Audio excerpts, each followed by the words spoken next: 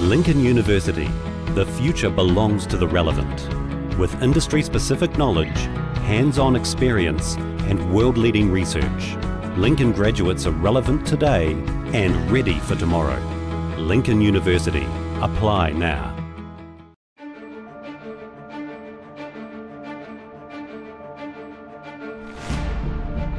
The lifeblood of a city is its people. People provide the character and the energy of a city. Ōtautahi, Christchurch, our city, is founded on the spirit of exploration. It is embedded in our city's DNA. Our history has been shaped by it. Our present is built upon it, and our future will be created by it. Christchurch has always been about new beginnings, explorers, innovators, and people doing things differently. Our people are explorers, challenging the status quo, exploring ideas with impact and shaping our future. Our city is creative, organic, and evolving. It is a place to grow, connect, and find balance. Explore our past, our present, and our future. Explore Ōtautahi, Christchurch. This Athletics New Zealand event is proudly brought to you by Lincoln University.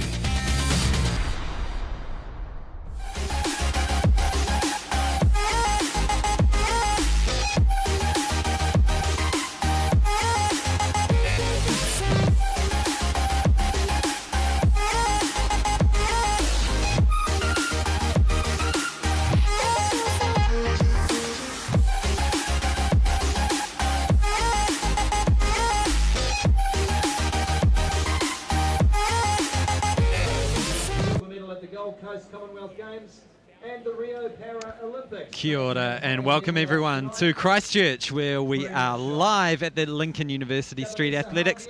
My name is Hayden Sherman and joining me here is Hamish Meacham on the microphone. Feels a little bit nostalgic to be back with you, Hayden. First time since last year, the Athletics New Zealand National Track and Field Championships. But just to let the fans know that I'm only temporarily filling in. You're going to be joined in the commentary booth by Terry Lomax, who's going to bring some actual expert comments alongside you, Hayden. Definitely the emphasis on expert with Terry Lomax. In fact, I can see him out there giving some pointers to one of his athletes, Max Atwell. Yep. Local boy, local hero with the pole vault. He's going to take it to the Aucklanders today. Well, we'll see how he goes. The National Decathlon Champion crowned 2 weekends ago. Yes.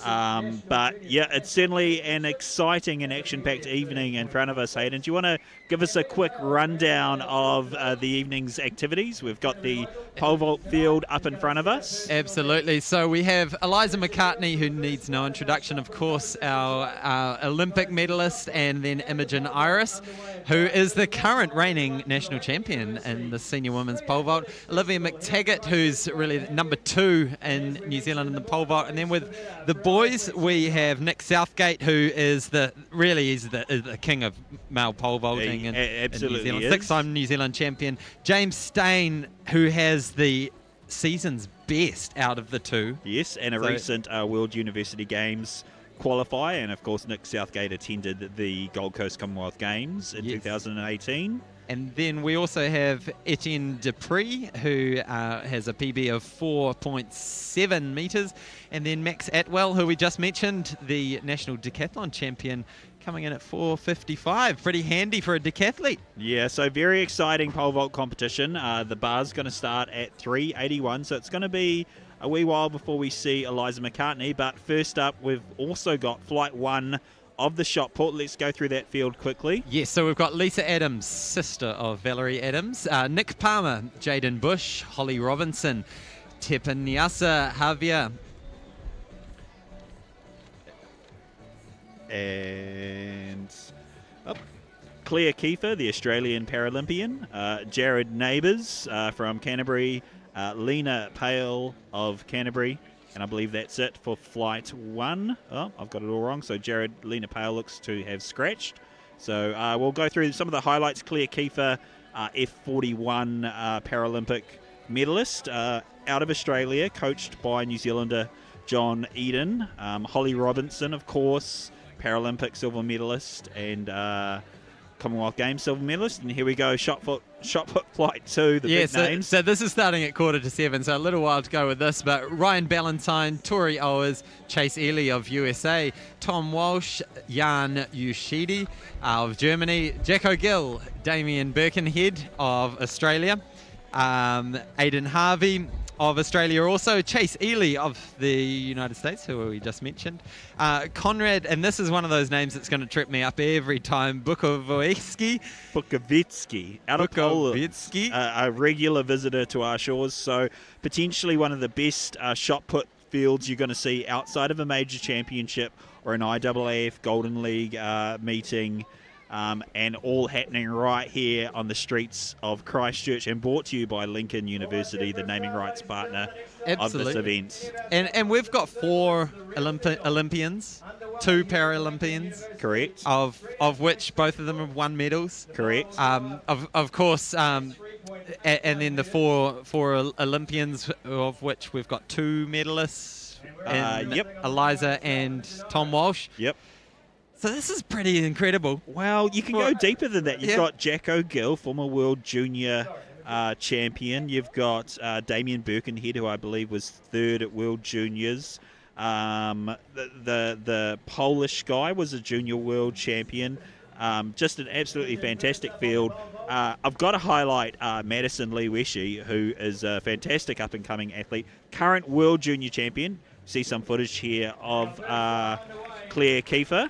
First throw of the evening, F41 athlete, short stature, very well coached by New Zealander John Eden, uses the rotational technique. And a Rio Olympics bronze medalist.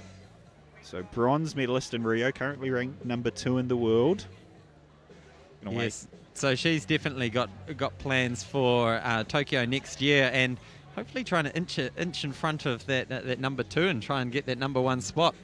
So who we have Holly Robinson, her first throw of the competition. Now, this isn't Holly's main discipline, is it? No, she's used to throwing things. Yeah, javelin throwers often don't mind a little bit of shot put. You see she's got a solid technique, still uses the glide technique. If she was to focus exclusively on shot put, perhaps she'd look to go with the rotational technique. We've got Imogen Iris on the runway now, so all the action happening. We're struggling to keep up. Very exciting as another thrower is also entering into the circle. That looks like Javier out of Auckland. Camera stays with Imogen Iris, who's moments away from jumping, hopefully. Might be waiting for this wind to die down, Hayden. Yeah, absolutely. So conditions here, it's nice and warm, but we do have a bit of a nor'wester blowing, so that's probably going to just affect things a little bit. Particularly, it's just coming down the runway, but as you can see, when we see a shot of the high jump of the pole vault crash pads, there's a massive wall behind it, so hopefully that's going to block a bit of the wind here. Yep. So I'm going to take the opportunity to sign out and welcome to the commentary team Terry Lomax, 2 times New Zealand Commonwealth Games representative and New Zealand performance coach, handing over to Terry and Hayden for the rest of the broadcast. Brilliant. Thanks. Thank you very much, Hamish, and good to bring in some brains to the commentary booth. Not sure about whether it's brains, but maybe a little bit of knowledge. Yeah, certainly some knowledge. So Terry, you've obviously done both of these disciplines in your time.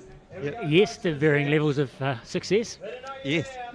Now, here we go. So Imogen Iris going up for her first attempt. That's the bar at 381 for opening.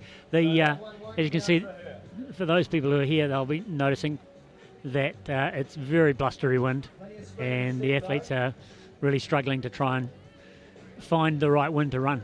Yeah, and so as we see the shot put going there, Javier.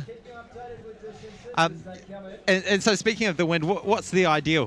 Do you want it totally still, or if there is wind, what direction? A tailwind, definitely. Yeah. Definitely the pole vault's like a tailwind, and obviously a steady one is what they're really after. But and most of them are right-handed, so over the right shoulder is always useful. Yep. Perfect. And that's just to get the speed on the runway. Yeah. The faster you go, the bigger the pole you can use, the more you can get out of it. So we've got Jared Neighbours in the shot put circle at the moment. He's runner-up at the New Zealand Junior Decathlon this year. Back on the runway, folks. As the shot put continues, that bar set, as a reminder, at 3.81 metres. So just a reminder for those who have joined the Lincoln University Street Athletics stream, we are live on Facebook and also YouTube, so do feel free to share this with your friends, with your club mates, with your family members. I know a lot of people will want to be tuning in, so go onto your socials and paste the link on in and do comment, tag in your friends. Make sure as many people who need to be watching this are watching it, as we tune into Imogen getting ready for her second attempt at 381, and as we speak all our notes are blowing around the table. Yeah, it's a bit blustery, but test of resilience of the athletes. All right, here we have Imogen approaching the bar, and brilliant clearance. Comfortably over that one. As I said, with a strong tailwind, the selection of poles becomes very important. You don't want the pole to be too soft, and at the moment she's on the right pole, but you may find as the bar goes up, she wants to move on to a heavier pole. Okay, and so that's the main difference between the poles. You've got harder poles and lighter ones, softer and stiffer poles, terms that they use, and obviously the length of the pole is the other thing as well. You can have as long a pole as you want, but you've got to be able to run down the runway with it. Yeah, absolutely. Wonderful to have the next generation. And so I guess it's one of those, one of the things that comes with the gig, or a pole vaulter's life, having to carry around a large stack of poles to put them in the overhead luggage compartment. Yeah, well, in the old days they probably would have, but now with the health and safety situation, the airlines are reluctant to take poles, and so you've got to be pretty selective of so here which we can airline. see Nick Kenny with a PB of 18.86 with the 5 kg shot, so looking like around about 17 metres with that throw. And he's using the rotational technique, which has become the most popular technique for shot putters. Yeah, currently, especially in New Zealand with the likes of Tom. What was your choice? I was a glider. Yep. Yeah, and 726 felt very heavy for me, but sure. For these guys, the shot isn't quite as heavy. And that's a clean throw from him.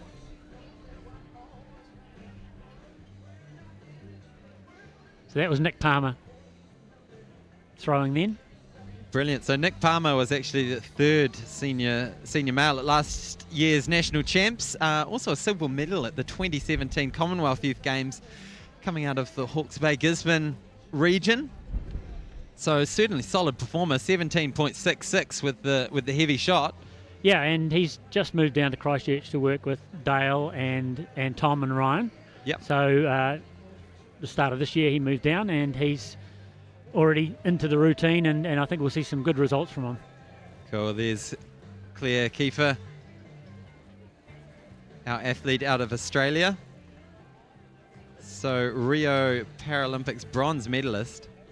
So it really is incredible. I was just saying to Hamish earlier how we've got 4 Olympians here, 2 Paralympians, all combining with about 4 medals between them. And so it's just phenomenal to have this sort of entertainment on a weeknight in Christchurch, free entry. Yeah, you don't get too much free nowadays, and to be able to see athletes of this calibre, this quality, up close and closer than you normally see them if you're in a stadium 50 metres away as well. Yeah, yeah. So Holly Robinson. And Holly made a name as a javelin thrower, but the way that the para works, all events aren't always available, and for her next major competition, the shot put's one that she's taken on as another event that she can do at that level. Okay, wow.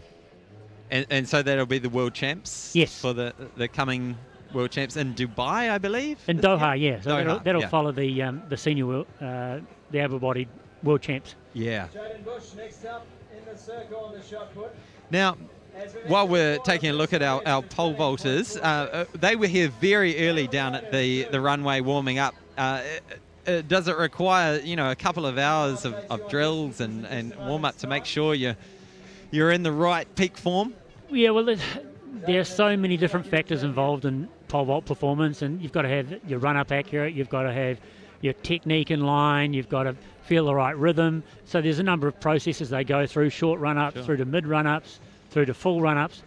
Those who are pure pole vaulters, like all but Max Atwell are, they spend a lot of time because they've got a lot of things that they're dealing with. Someone like Max, who's a decathlete, doesn't have time to muck around. He has to get in there, get on with it, and do it because it's one of 10 events. Yeah, you don't want to add extra exertion throughout your event. Exactly. So yeah, he has a far simpler approach, you might say. Yeah. Less sophistication. Okay, Imogen Ayres coming up on the runway now, going into the shade and just pulling out of that attempt. So the story there with Imogen was that she pulled out of a run-up, and as long as she doesn't touch the mats beyond the back of the box, it doesn't count as an attempt. Okay. So she still has whatever time she has left to go back and make the attempt again. And so they're on a sort of, using a basketball term, the shot clock. They've got a certain amount of time that they need to get through their jump. Yeah, so they're their name's called, and then they'll have a set period of time from when their name's called to make their attempt. And the smaller the field, the greater the amount of time they get to allow that full recovery. But looks like she may have, she's using her time, and I think she's going to have another go regardless. So whether she's given up that first attempt and this is her second, which it looks like it may well be. Great. Now we had one Adams on the screen just earlier, and here we have the athlete that she's coaching, her sister Lisa Adams, who has a PB of 13:52, so that might be nudging close. So she only just picked up the shot put. What was it, last season? Yeah, she's a relative novice, I think you might say, but obviously with a huge amount of potential, given the height that she's got. Definitely helps.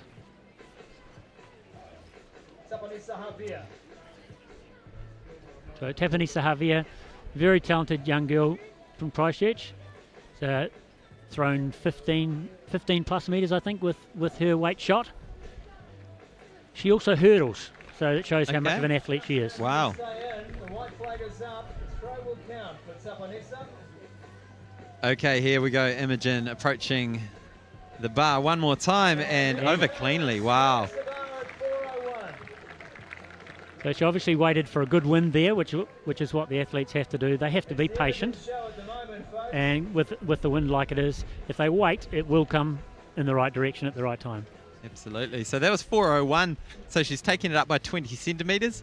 What do you think her approach will be from here? Will she go up in sort of 10 centimetre jumps? What they do is they'll have a set level of increments that the bar will go up. So they started off with 20s, and I think they're now going to 15s from here. I think that's what was announced earlier. Sure. And then they'll stay in that 15 centimetre increments for a period of time. Then they may drop down to 10s, and if it gets to the stage where there's one athlete left, that they can do what they want. Yeah, absolutely. And we'll update you on the bar height in just a moment's time. I'm pretty sure it's 4:16 that the bar's going up to, and Max Atwell will be coming into the competition at this height as well. Okay, so here we have the results of Flight 1 for the shot put. So Javier 15:01, Kenya no mark, Palmer 16:23, and here we have A little difficult to see who it is in the shade. I think it was Nick Kinney. No, it wasn't. Up from the Otago region with a PB of 13.52. It was Jade Zaya. And the bar is going up to 4.16 metres. So the pole vault will be going up to 4.16, as you mentioned, another 15 centimetre jump. All the way down from Titai Tokoro, Nick. So I said before that there was a gusty nor'wester. I kind of lied. I just checked Met Service. It is an easterly. Yeah. I've obviously come from out of town. Yeah. Yes, it's the classic Christchurch wind. The cold easterly off the sea. Yeah, and as I look at my Met Service app right now, I can see it's been building throughout the day. Hopefully going to drop a little is the forecast. So fingers crossed. Yeah, so obviously the pole vaulters will be wanting to hang around for as long as they can so that they're there when the conditions get better. Nick Palmer in the circle now. All right, so Nick Palmer coming up. He is the current bronze medalist from last year's national champs. So number 3 in New Zealand behind Jacko and Tom.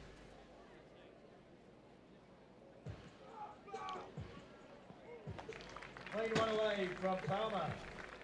And that's a good throw, over 17 metres, I'd say, by the look of it. Yeah, we're just at the end of the shot put pit, I guess you'd call it, and there's some rather flimsy barriers that are stopping that big 7 kg put from rolling into us. So that hit it with a bit of a thump into those Athletics New Zealand signage there. So certainly a lot of force going through that shot. That's right, and that's why there's not too many spectators standing close to that wall. All right, so here we have Kiefer again. So Claire Kiefer's got a best of 8.58, and she's in the F41 division. She's number 2 in the world for that division. Just going to check in on her coach.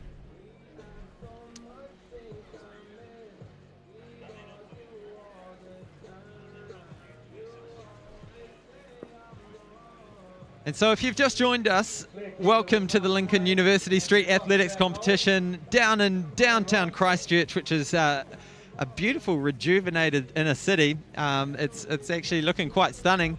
And this event is really incredible. We've got a building crowd. Lots of people are coming in, grabbing their dinner after work at one of the food stalls and finding a posse where they can watch Imogen Iris coming up and having an attempt at the bar. So yeah, 4.16 is the current height, and she must have had a few issues with the wind there because she pulled out from takeoff. Normally a sign there that something's a wee bit amiss. For those of you new to athletics, Imogen, obviously we'll still get her 3 attempts at this height. Once you reach your height, clear the bar, your 3 attempts reset. So 2 more chances for Imogen. I think Olivia McTaggart might be the next vaulter on the runway.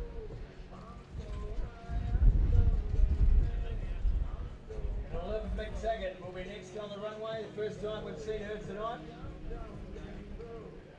She'll need a welcome too from you Canterbury folk.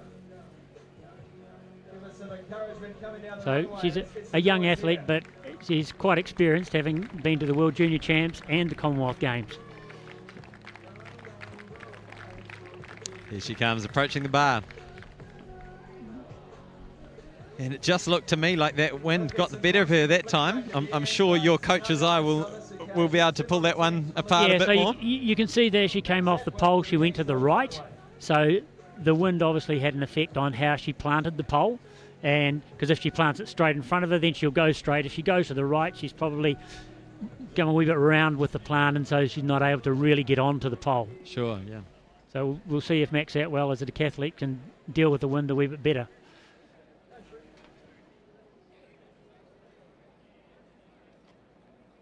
So Max is the current New Zealand senior decathlon champion, which he won here in Christchurch a month ago. And Lisa Adams in the shot put circle. That was a very long throw, but it looks like she's lost her balance and just overstepped the mark. Because it was definitely nudging the 14-metre mark, that throw. So I think we could well see the 14 come up with her at the end, before the end of this competition. Absolutely. It looks like the strength and the speed's all there. It's sort of a matter of getting that technique and that muscle memory honed in, and Yep. I guess that comes with that 10,000 hours of training and competition. Yeah, the repetitions, getting used to the feeling, getting in the right position. So Tafanisa Javier now in the circle, in the shade here in Christchurch, just opposite the Christchurch Casino. And a good release. That one got a good cheer from the crowd, but she has overstepped her mark. We have a red flag up. I think the cheer was for Max Atwell clearing the pole. Aha. So he sneaked in his pole vault runway while we were watching the shot. So Max Atwell, as you mentioned, the current decathlon champion, and also your charge. You're his coach. Yes, I'm the one who has to put up with him, or he has to put up with me. I'm not quite sure. And Jared Neighbour in the circle is actually another one. He's a training partner of Max. So both Brilliant. the athletes competing together here, which is quite good to see. Great. And Jared Neighbours, does he just do the shot put, or is he... Well, he actually won the New Zealand Secondary School Senior Boys Pole Vault Wow. in December, which was a surprise to him and me, There you but go. did a personal best to do that, and he's a very good javelin throw Wow. as well. So Very versatile. what height did he hit for the pole vault? 385 it was, which was a 20 centimetre PB for him. Yeah. So he was very pleased with that. But he's a 55-metre javelin thrower with senior men's jav as well. And he'll probably end up being a thrower, but at the moment he's enjoying all the events. So Imogen just nudging off that bar, just looking a little bit frustrated with that. Having a chat to her coach, Jeremy McCall. They'll need your encouragement now, folks. And I think that was Jade Zaya in the shot put. Kinney with the throw. And a good throw. And a big throw from Nick Kinney. We'll be interested to see what that distance comes out as. He's leading after the second round with his 18.18. Can he improve on that? We'll tell you shortly.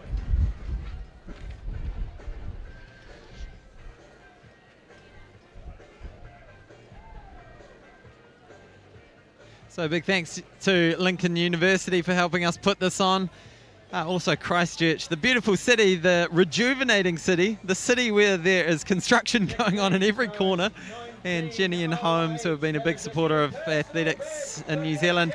Christchurch Casino, and of course Athletics New Zealand, bringing athletics to the people down here at the street. So Nick Palmer. And here we have Olivia McTaggart charging down the runway. Up she goes. Wow, she had the height. Definitely a much better vault that time. They talk about penetration, so that how the athlete carries into the pit, so she didn't quite get enough penetration, and you'll see she come down on the bar. She's wanting to carry over that bar, but a much better plant, much straighter. I'm sure she can sort it out for that next vault. Yeah, so it is a combination of getting that balance of speed, horizontal speed and vertical. Yep, it's a very complex event. Yes, it's closer to being an acrobatic event rather than an athletic event in some ways. Absolutely, and we do see a lot of gymnasts cross over, particularly the ones with a bit more height. Yeah, and a lot of gymnastics training is done by pole vaulters. Yeah. They do lots of high bar work, they do lots of floor work, because they've got to make their body work around the bar and around the pole. And we are seeing a lot of young kids. I mean, it's a big help to these girls and Eliza, who have really put pole vault on the map in New Zealand. But I think a lot of people are getting attracted to it because it is so diverse as far as the fitness levels required: strength, speed, agility. Yep, and the advantage of pole vault is that you can find a pole that matches you. You don't all have to be 6 foot tall and fast and powerful, because you can find a pole that suits your level of speed or your height or your power. Okay, Imogen. Approaching the bar at 4:16. So her best is 420, so it's only 4 centimetres off her best. So here we go in a stiff easterly behind her back. Has she got the height? Not quite enough carry through the takeoff there. It was a good positive plant, but I think she, as an relatively inexperienced athlete, then the wind has a far greater effect. Yeah. Yeah, I guess the more competitions you do, the more strange venues like this that you need to make slight adjustments for, and the more experience you get, the more you're able to adapt to challenging circumstances where there is a bit of wind blowing. And the other thing with this is, as you can see on the screen, it's an elevated runway. So imagine you're elevated above the ground, running as fast as you can on top of a narrow strip of rubber. So, you know, there's that to bring into it as well. So yeah, about to throw yourself 4.5 metres into the sky. That's right. You know, and they're dealing with spatial awareness, you know, depth perception and all those things which they don't normally have in a pole vault competition. It's not often you pole vault with a big wall behind the pit. Yeah. So Olivia McTaggart about to approach this beautiful street art we've got behind the pole vault. And just pulling out of that one at the last minute. Yeah, just stalling out a wee bit there. So she will exit the competition with no mark, unfortunately. New Zealand Track and Field Championships. Tough conditions too for all our vaulters tonight. The breeze is swirling around. It's not easy. Yes, the other thing with this venue is with having that big wall there, a nice strong tailwind's great, but it bounces off the wall and comes back at you.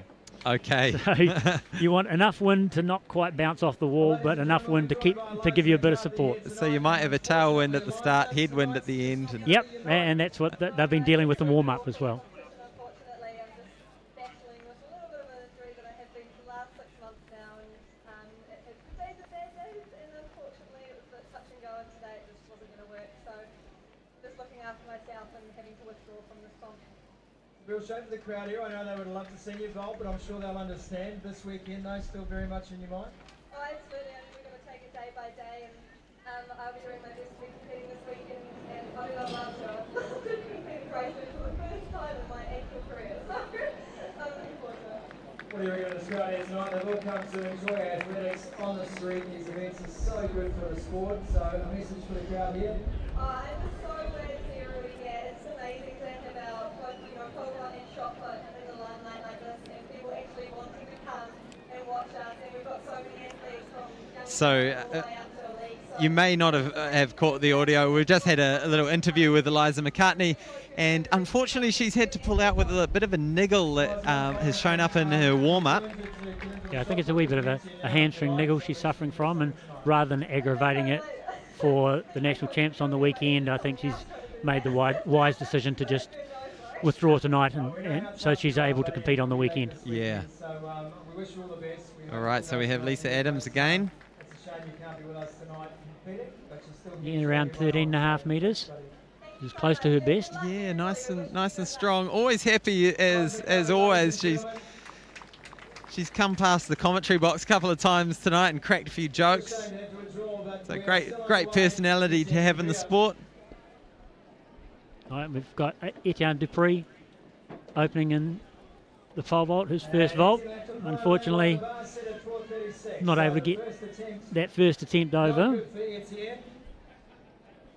And again, much like the girls, just showing a bit of that frustration, just trying to contend with this wind. Yep, and another issue, you warm up for the start of the event at 5:30 and you don't have your first vault till 6 o'clock. Yes.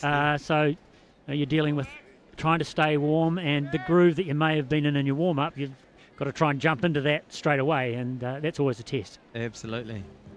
So here we have some results. So Nick Kinney, a very strong throw at 19.08. Jaden Bush, 12.26. Neighbours, 12.51. Holly Robinson, 11.68. Claire Kiefer, 8.29. And then no heights there. All right, we have Max Atwell, getting mighty close on that one. 4.36 is the height he went for there. And from a coach's viewpoint, he didn't quite connect with his takeoff. and you saw the position he was in as he went over the bar, not the classic nice position coming over the bar a wee bit crunched up. So, but again, he had a good look at the bar, so I'd expect him to have a very good attempt next time. So Max has got a PB of 4:58. What do you think his chances are of hitting that in these sorts of conditions? If he does that at these conditions, it would be exceptionally good, I think. If you're going 36, they may be going 56 after this. At this stage, with him vaulting on the weekend, he just wants to have a good look at the bar at those sorts of heights and boost his confidence for the weekend. Tifanisa Javier in the shot put circle. And good release, good speed. And getting a good clap from the crowd. Coming out of around just under 16 metres. So this could be pretty close to her personal best of 15.99. Etienne Dupree on the runway for a second attempt at 4:36.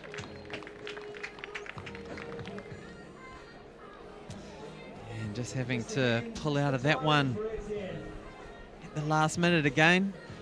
He may well have been a wee bit close. Again, with the blustery wind, if he has a very strong headwind and he's run up set for one that's not quite so strong, you can get caught under the pole and it's very hard to get out of that. All right, so Max Atwell lining up his second attempt, I believe it is, yep, at 4:36.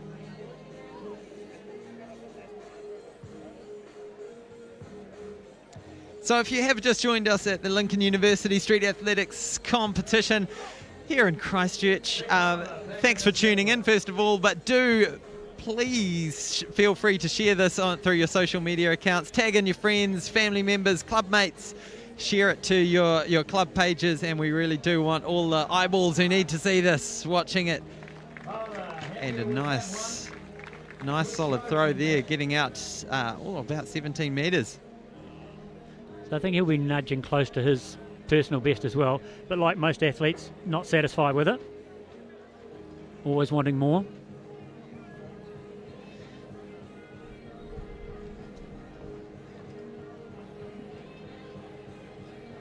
Again, just over 17.5. That's going to be very close to his PB.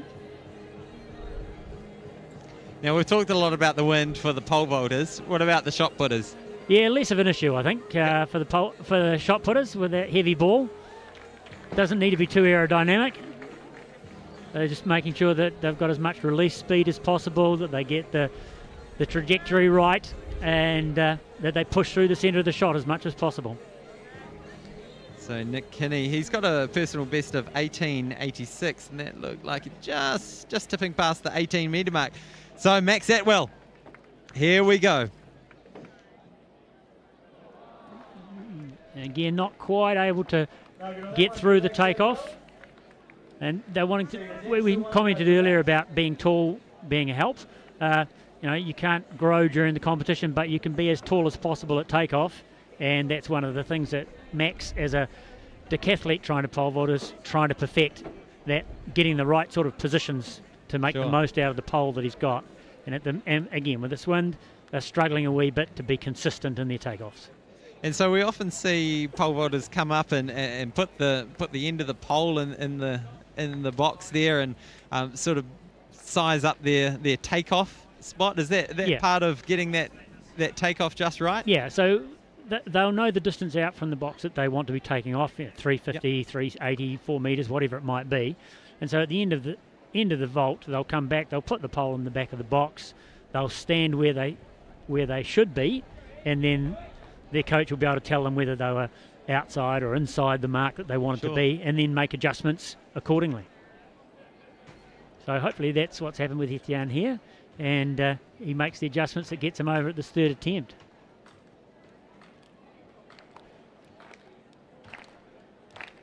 So Etienne Dupree looking into this warm evening sun with a stiff easterly breeze behind him.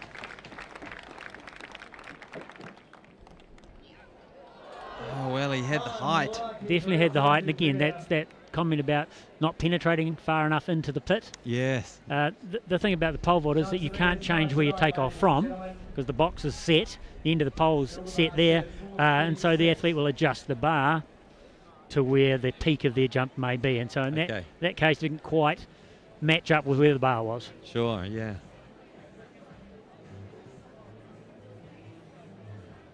Well, so it looks like we've reached the end of the first round of the shot put, with the hose going onto the sand, dampening that down.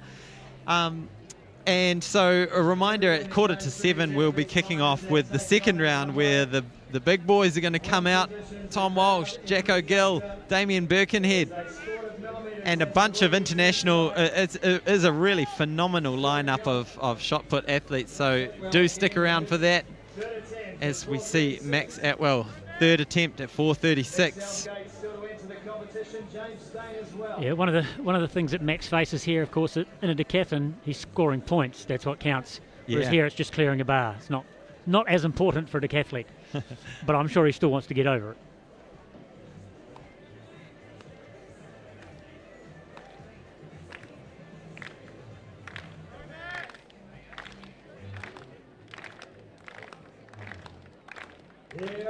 So Max Atwell, the local boy, with his final attempt. Well, he's over cleanly this time, and he likes that. There was definitely a decathlete's pole vault, that one. Not pretty, but effective. Yeah. The bar's still there. So you can see he just came off the pole, off to the side a wee bit. And again, he was saying in the warm-up that he was fighting to get the pole down in the plant because of the wind. Okay, yeah. Henson being not quite as straight, but the bar's up. He's happy. Great. So that'll move on, what, another 15 centimetres now? 15 or 20. I'm not quite sure what they're going to. I think it may be going to 451 next. So we've got Nick Southgate and also James Stain coming up. And these two are an interesting combo, because Nick Southgate, he's only 24 years old, but he's won the senior men's pole vault title 6 years in a row. And that's phenomenal for a 24-year-old. Yeah, well, Nick's very experienced. I went away to the World Juniors with him, the World Youths with him. So he's done the World Junior Champs, he's done World Youth Champs. He was at the last World University Games, Commonwealth Games. So yes, he's got a lot of experience in those small number of competitive years, but he's learnt a lot and he's grown a lot as a pole vaulter, and you can see those who know a wee bit about the sport, when you watch him in a competition, he's totally in control of what's going on. He knows exactly what he has to do, and his processes are very, very strong. All right, here we have the results for flight 1 of the shot put. So Nick Kinney, very solid result, 18 metres exactly, and I believe that's a 1 centimetre PB. Nick Palmer, 17.08. Tapanisa Javier, 15.92. Jared Neighbours, 13.52. Jade Zaire, 13.18. Lisa Adams, 13.06. Jaden Bush, 12.61. Holly Robertson, 10.84. Claire Kiefer, 8.13. And Lena Pale not scoring a result on this occasion. Well scratched in the end. So it's gone up to the next height. As I said, Max's name's been called. He'll get his couple of minutes to gather himself. 4:56 is the height he's gone to, as you can see. 4:56. So this is PB in his PB territory. And it's a PB. He'll be wrapped with that. And it felt like we had a little drop in the wind just at that moment. And he is a happy boy, and I've got a happy coach right next to me. Well, it certainly, I appreciate the performance, but I certainly wasn't expecting it, you might say. But it's a very good vault for Max, and that'll, again, will do his confidence a world of good, because he's doing the pole vault on the weekend. Yeah, so coming up this weekend, for those who don't know, it is the New Zealand Track and Field Champs, the 2019 edition, which will also be in Christchurch, just down the road at the new track. So finally, Christchurch has somewhere to do athletics that's not on grass. Tell us about this new venue. Yeah, Napunawai. It's a sporting hub that the council have come up with as a solution for the issues around the earthquake of loss of sporting facilities, and the athletics track, the athletics venue is the centrepiece of the whole show. But there's also 2 hockey turfs, and a third one being set up is also the new headquarters for rugby league in Canterbury, as well as a number of tennis courts being put in place. But, you know, as far as we're concerned, the track's the thing that counts. Absolutely. And after 6 years of either competing at the grass at Rafiti or travelling down to Timaru, it's great to have a track at home. Yeah, absolutely. And very sad to see that famous stadium at QE2 having to be demolished due to the earthquakes, but great that finally the Christchurch athletes have somewhere to train, somewhere to race. And as many listeners, viewers will know, there's a lot of talent in this town, and having these resources also helps to build that talent as well. Definitely pulls more people into the sport when there's good facilities. Yeah, and we in Canterbury, we one-eyed Cantabrians, feel that Canterbury is the centre of sport in the country. So this just enhances that reputation and having what is the best athletics facility in the country. Yeah. It's a IAAF level 2 track, which means it can hold world level competitions, which is great for us. We just need to line one up. But we're more than happy to have the national championships, of course, and as long as the weather looks after us, I think it'll be an outstanding national champs. And it's a cool blue, the track as well, which is a good unique twist on it. So we just saw the start list of the second flight of the shot put, and a lot of names to talk about in that lineup. So obviously Tom Walsh is just named the #1 sportsman in New Zealand for the year, and well deserved too.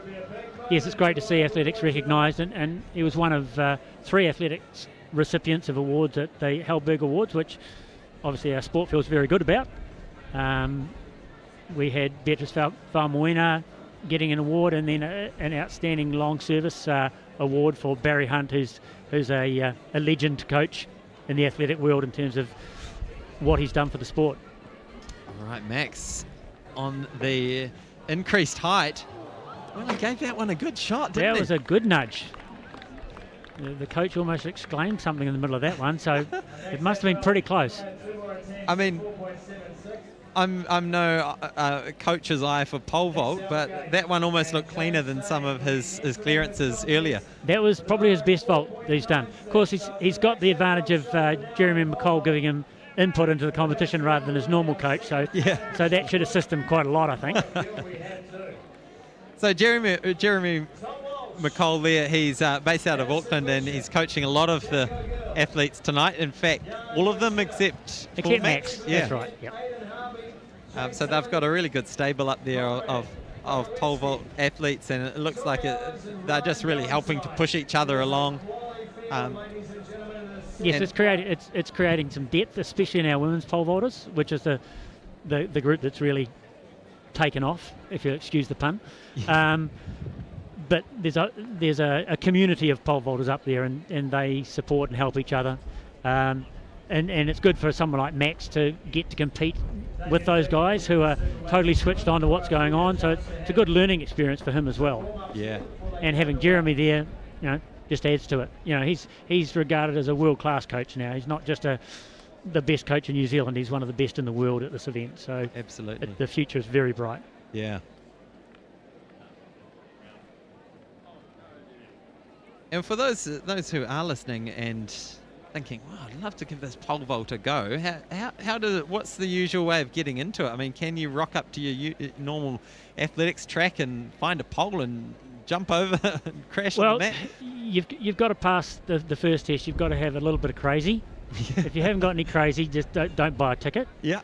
And then contact a local athletic club, find out if they have pole vaulting, because not all athletic clubs have coaches who coach pole vault. Yes. But most towns will have someone who's the pole vault guru. Yep.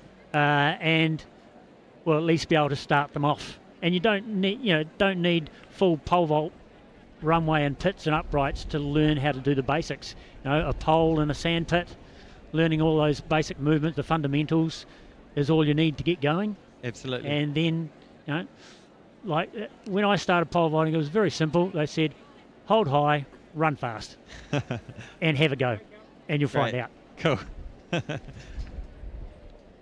I gave it a go last year for the first time, and it was first few attempts were should have been on YouTube for some pole vault fail reel. Yeah, but eventually got there.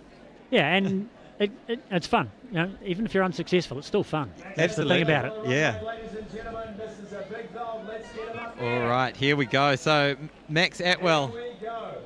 we are at 476, I think it's gone to. 476. So it'll be a 20 centimetre PB if he does get it. And the crowd cheering him along here, approaching the bar. Not this side for Max. And just looked like potentially a bit hesitant on the runway there. Yeah, and as I said, you've got to have a bit of crazy. You've got to have a bit of crazy to launch yourself at the takeoff. Yeah. And you can't be safe with it. Yep. Because you need to put a lot into that pole to get a lot out of it. And I imagine the higher it gets, the more those mental games start playing in your head, telling yourself you can't do it. Yeah, and it's a very much a process event, this one, because it's so complex. And all the top vaulters, you know, their coaches will be talking to them about the process they're going through rather than, you know, get up really high, because that's pretty obvious when you're running up that's what you want to do. But with a bit of equipment like a pole vaulting pole, you know, a fiberglass pole or a carbon fiber pole, it works in a certain way, and you have to do the right things to make it work in that way. And if you forget about that and worry about just trying to get up, it isn't going to work. Sure, yeah. So relying on the flex of that pole. So we see Tom Walsh having a little moment to prepare himself for the competition. The consummate professional. I mean, athletics just has this knack of producing not only great athletes, but also people who you really admire and become really great role models. And I think Tom Walsh is one of those guys who's just solid to the core and a really great role model for the sport. Yes, he is. He's you know, obviously he's got the dedication, he's got the work ethic, but he understands what has to be done to get where he wants to get, and he knows it will take time. Yeah. So he has that patience, that perseverance that you really need, not just to be successful in athletics, but in a lot of other areas as well. Yeah, absolutely. Now, a conversation that a few of us had before this event, we were talking about how often our distance runners and middle distance runners tend to head offshore, but often our field athletes stay in New Zealand and still are very successful, despite, you know, having those nearby competitions or training partners. For guys like Tom and Max, who's on screen, and people who, you know, they don't have huge squads around them, is that training quite tricky? As well, let's address that question once we see Max go over the bar. Oh, wow. That was a very good attempt. He'll be really pleased with, you know, I won't be pleased that the bar fell off, but he'll certainly be pleased at the way that he attacked that vault. And you see in the replay here that he's very good plant, gets upside down, just loses the pole a wee bit, just gets a wee bit off the pole, and that causes him to go at the bar rather than straight up. But he'll be very, very pleased with that. Yeah, absolutely. And he's had a great night, coming home with a PB in front of his home crowd, and I imagine he's got some family in the stands there. Yeah, Mum and Dad have come down from Levin. They're very strong supporters of him. They travel around the country and around the world to watch him. So they're here, and his training squad's here as well. Brilliant. So back to that question around training squads. You know, these guys like Tom Walsh, Valerie Adams have proven that you can train and compete locally and be world beaters. As I said, it's you know, technical events are very much process orientated, and if you've got a coach who understands the process, has good knowledge of the technical requirements of that event, then you can train anywhere in the world, as long as you've got the basic facilities you require. The difference for track athletes, say middle distance runners, is that it's partly a numbers game. They need to have competition. Though ironically, if we had all the middle distance athletes that had gone to the States and stayed in New Zealand, we'd have an amazingly strong level of competition. Absolutely. But you know, you can't turn down a free education and the possibility to an opportunity to have high level competition on your doorstep. So there on the screen we have Nick Southgate, who is he really is Mr. Pole Vault in New Zealand, 6 times national champ. So just getting warmed up, checking out this runway, which is probably about 50 centimetres off the ground to start with, and then when you're throwing yourself over 5 metres above that, you're a long way off the ground. Definitely. As I said, it comes back to this wee bit of crazy, but you also got to, you can't go up there worrying about the consequences of not doing it right. Yeah. Because as soon as that happens, you'll get tentative, and you can't be tentative in this event. Yeah. So Nick at the moment, only number 2 ranked in the season. He's 1 centimetre behind his training partner, James Stain, who's done 5:21 to Nick's 5:20 this season. But and I bet James hasn't been quiet about that one. No. James tends not to hold back his comments, and that's fair enough. There's got to be a bit of banter between athletes. That's part of the fun of it. Absolutely. And it's good for someone like Nick to have the pressure of a younger athlete coming up behind and performing, because it means he can't be complacent about his position as number 1. Absolutely. So Nick Southgate will open up his campaign first of all. He's got a PB of 5 metres 47, so that was back in 2016. This year his best is 5:20. So here he goes, nice and fast on the runway. And well, like we've seen several times tonight, he had the height, but just getting that distance over the bar. Yep, and as I was saying, he's had 50 minutes since he did his last warm-up jump.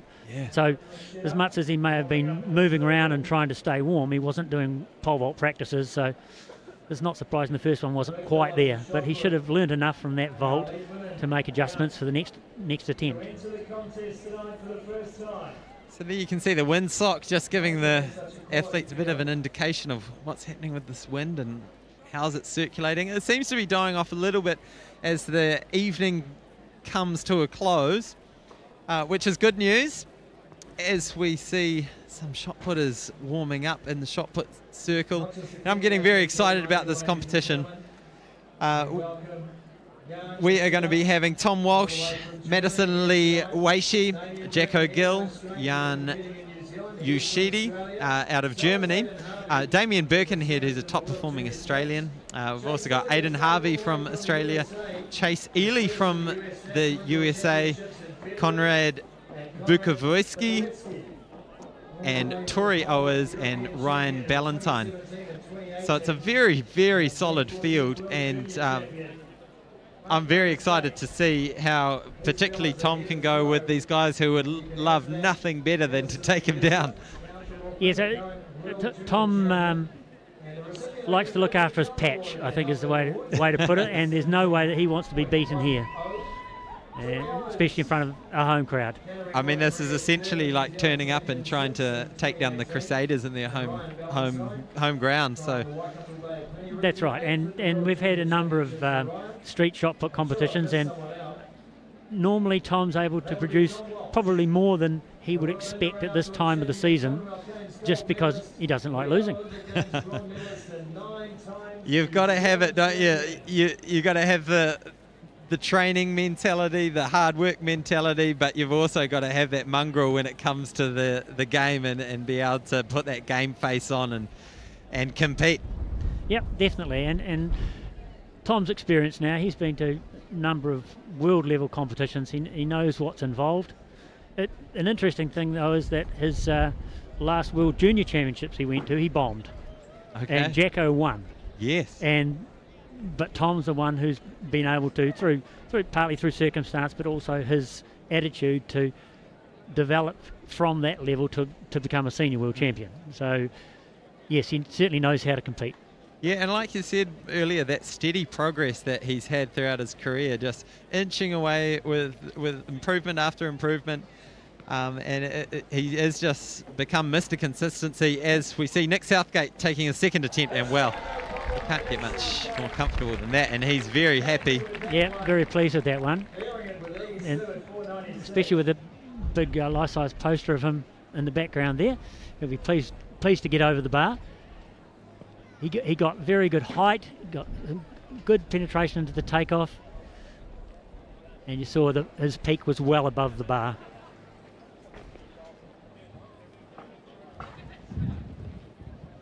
Nick, of course, is at the stage now with his experience where it's less about the coach giving him information than him telling the coach what he felt when he was doing the vault, and then Jeremy then giving him a little bit of input to direct him into how he should change. So the height is set here at 4.96, and James Stain set to open his evening. So he's got a best of 5.21, which he did earlier this year, and nice and quick on the runway. Here he goes. Oh, very comfortable. It was very comfortable. There was well within himself there. He knew he cleared it before he even got over the bar. yeah, beautiful clearance.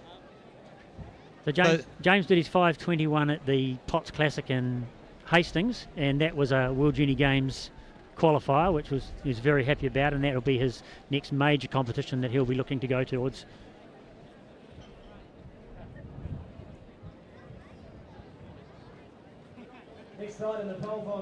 So he's only 20 years old, and his birthday was yesterday. Yep, so it's only a youngster. Let's see if he can have a little extra birthday celebration if he can take down his training partner, Nick.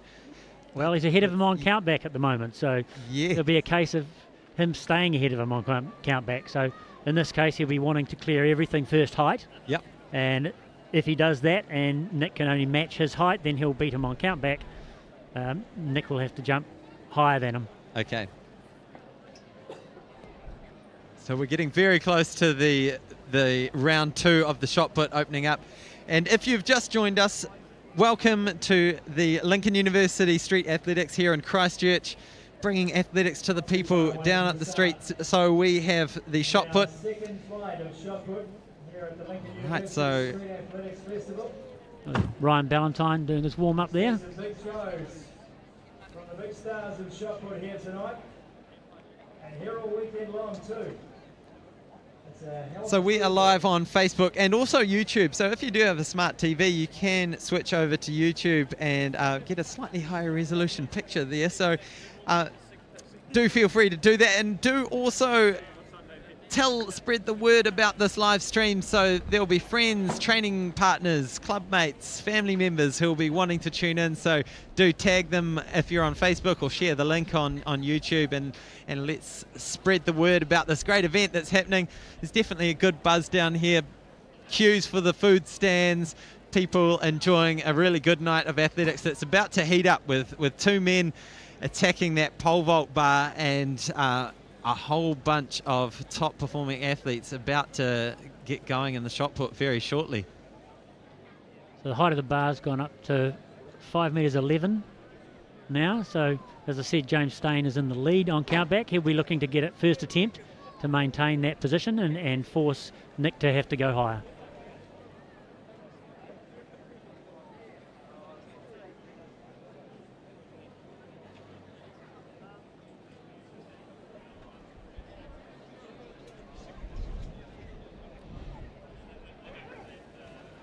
So Terry, correct me if I'm wrong, but I believe that you started your career in high jump and then moved to the decathlon.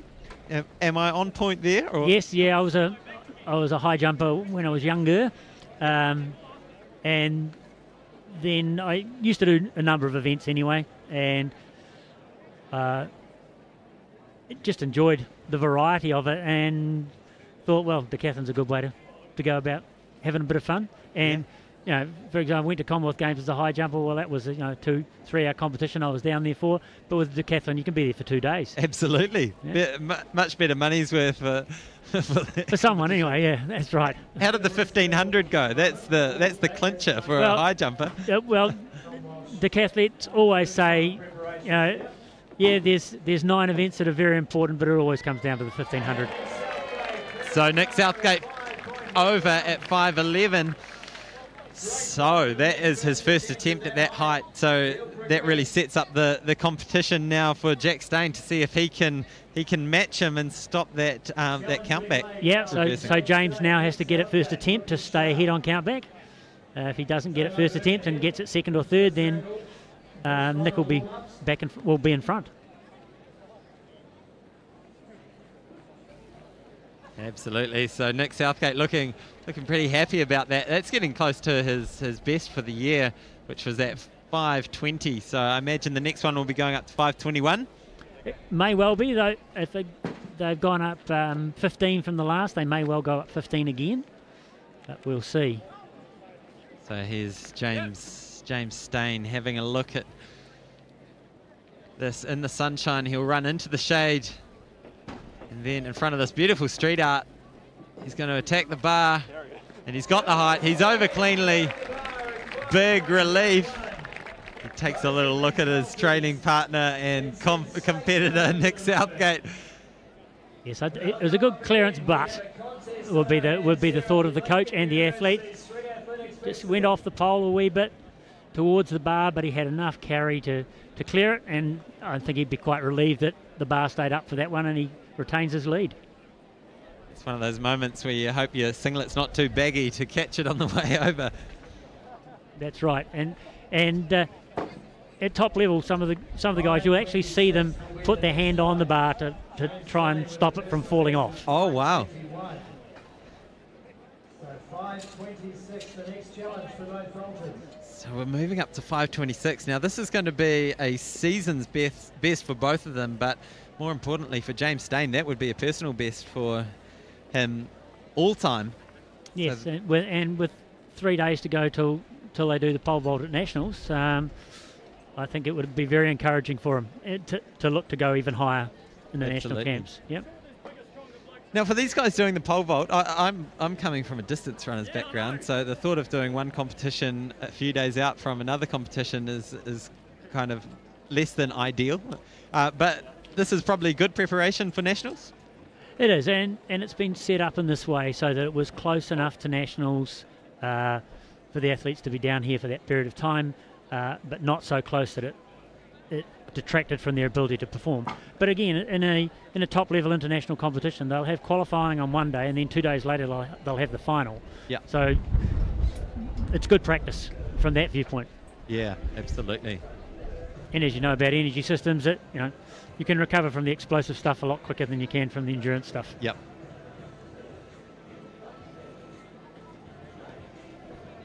And I don't know if you know the inside scoop with Eliza's little hamstring niggle, whether that's something that might put her out of contention for Nationals, or whether tonight was pulling out of tonight's competition was a cautionary, I want to stay in shape and get back that national title. Yeah, I think it's just a precautionary thing here. Again, the good thing about field events and the pole vault is the crowd may not get to see it in the competition, but they've been able to witness her do warm-up takeoffs and warm-up jumps. So they haven't been able to see the big show from her, but they have been able to see her doing something. Absolutely. Yep. And she's wandering around doing autographs and very accessible to the public. So 5:26, here we go. Nick Southgate. He's jumped higher than this before, but this will be his highest jump this year if he makes it. Yeah, so they're at the stage now in Nick's case where it's about competing. They've got their processes sorted. Yes, they'll focus on those, but he knows that if he gets this first attempt, then the pressure then moves to James. Yeah. All right, Nick pounding his way down the runway. Up he goes and over. Well, the bar wobbled. He definitely clipped it on the way down, but he's a very happy man. Lighting up this competition. Very tidy vault. He's maybe at the stage where we're discussing with Jeremy whether he should move up a pole or whether the pole's starting to feel a wee bit soft. And so you saw it was a wee bit of slow motion in the movement up over the bar. That's sometimes a sign that the pole's just getting a bit soft. Okay, and he had to whip his hand back pretty quickly, and was that a bit of a result of trying to maximise that vertical lift from? Yeah, trying to push off the pole as much as possible. These top vaulters will leave the pole, and the pole might be 4 metres 50 or 4 metres 70 long, and the bar's at 5 metres plus, so they've still got to push up out of the top of the pole. Absolutely. So this will be a really good test for James. Test of his resolve and his competitiveness as well, because he needs to get this first attempt to stay in control of the competition. So here he is, James.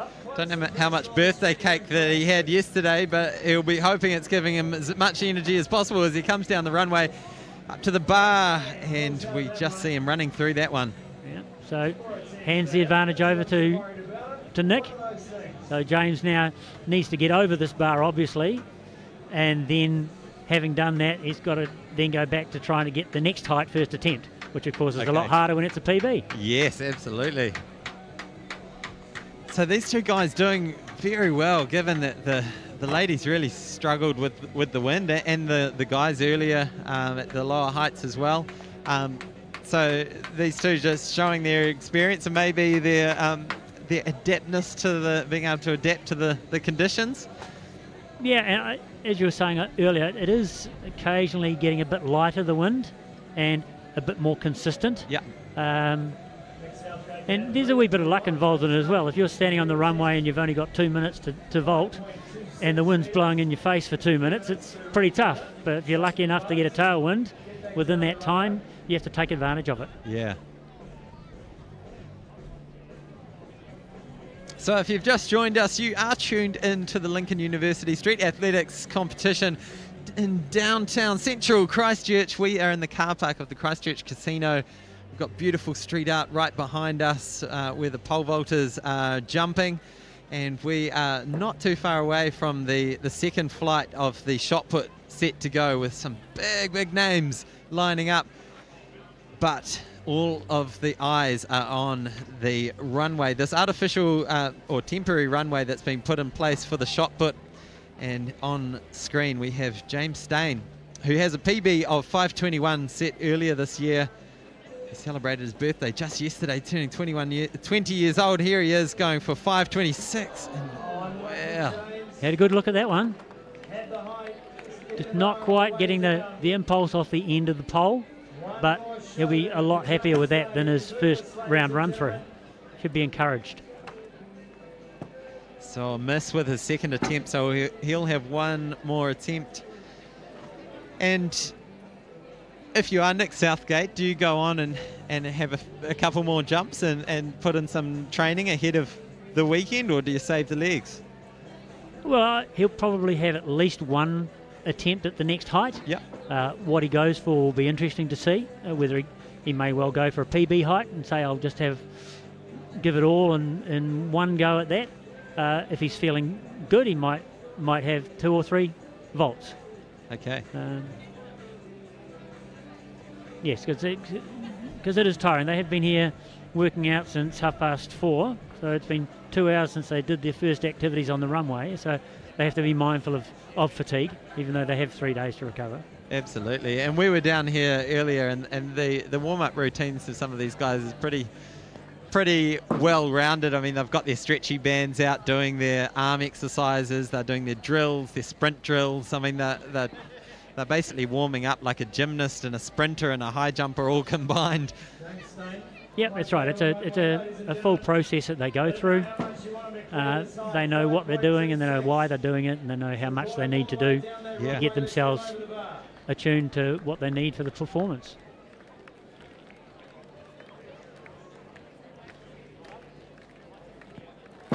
So here we are on Wednesday night in Christchurch, and on Friday will be the kickoff of the New Zealand Track and Field Champs, which is a 3-day event just being held down the road at the new athletics track, and the athletes and everyone's very excited to christen this new track with the first major event there. And the pole vaulters will love it because the wind is great. Brilliant. It's a lovely tailwind. They've had a tailwind for every competition this season, so no buildings around it for the wind to bounce off. It's just a true tailwind. So the bar is set at 5:26. We have James Stain looking through the glare of the evening sun into the bar, which is actually in the shadows here. this is his final jump, so his final attempt to try and wrestle this prize away from his training partner, Nick Southgate, as he approaches the bar. Well, Yeah, an awkward fall there. just died on top. So not enough carry through the pole. He was probably underneath it a wee bit, stalled out until I went straight up and pretty well straight down. Yeah. And do you have any evasion techniques if you find yourself in a position where you have gone straight up and about to go straight down? Are there? Well, the way that the pole vault pit's designed, there's a nice big area of pit in front of where the takeoff box is. So, you know, you'd have to be pretty unlucky to land in the box, but you know, it has been known to happen. It's certainly not an activity if you're concerned too much about being safe. Yeah, absolutely. They do call it the extreme sport of athletics, and for good reason too. 5 metres is a long way off the ground once you're up there. So that means the prize for tonight for the men's pole vault competition will go to Nick Southgate, who's on screen there, and he'll be just sizing up with his coach. Do I give another jump a go? What height should we go at? We can see the bar is getting adjusted. So we'll keep you informed about what happens there. So yeah, it looks like he will be taking another jump as he talks to the officials and gives the height that he wants to go. I mean, I imagine he wants a good little confidence boost. I mean, he's already had it with a couple of good clearances already. But another little confidence boost before the weekend would be just the ticket to make sure he's got the edge over his training partner. Yeah, and also an opportunity to have an attempt at a bar that's nice and high, so that when he gets to the weekend, he's got a high bar. He's had experience at having a go at it. Yep. And this is one of those situations. He's already got the competition won. It's about getting up and having a good look at the bar. And if he gets over it, that's great. But if he doesn't get over it, as long as he's up there having a good look, then it'll be worthwhile. It's all on here. Nick Southgate's going to take top honours in the men's pole vault. 5:41. So 5:41. Still below his personal best. Which is certainly getting up nice and high. His best is 5:47, but this will be his best for a couple of years. His best was set back in 2016. So he must be feeling pretty good, and he's obviously peaked his season well to be peaking at this time of the year, just ahead of Nationals. Yeah, and Nationals is still a very important competition for all these athletes, and Nick will be no exception to that. He's won 6 titles. I'm sure he wants to win 7, and you know, you've got to be a wee bit greedy, and you don't want to give up your title to the youngster who's behind you. And so Nationals is the time that you want to perform, and as you say, he's nearing a high level of performance at the right time. So he competed in the Commonwealth Games on the Gold Coast last year, finishing in 9th place. And he came 4th at the World Youth Champs back in 2011. So he's been in the sport for a long time, and certainly he has that experience. And being only 24, who knows how many national titles he might be able to notch up before he hangs up the trainers. Yeah, well, the fact that he's got someone pushing him hard, he'll have to work hard to keep that run going, but I'm sure he'll be determined to try and maintain that run.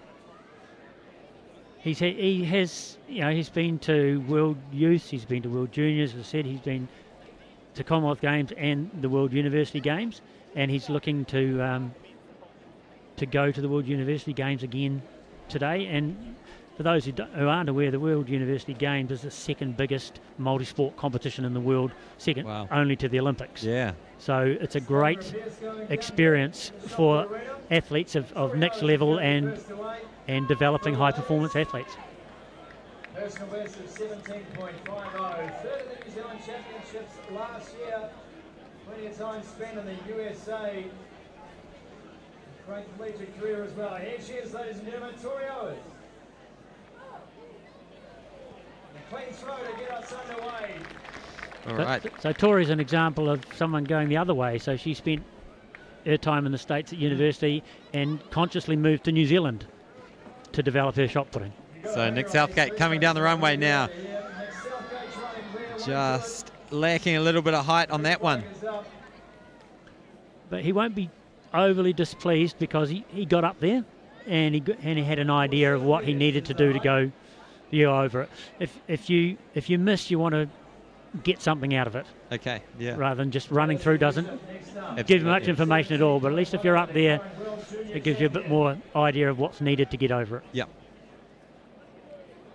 And steps out on the first throw.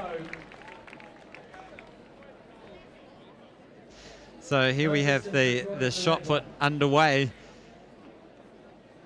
Round 2 of the shot put, and we have some big names lining up.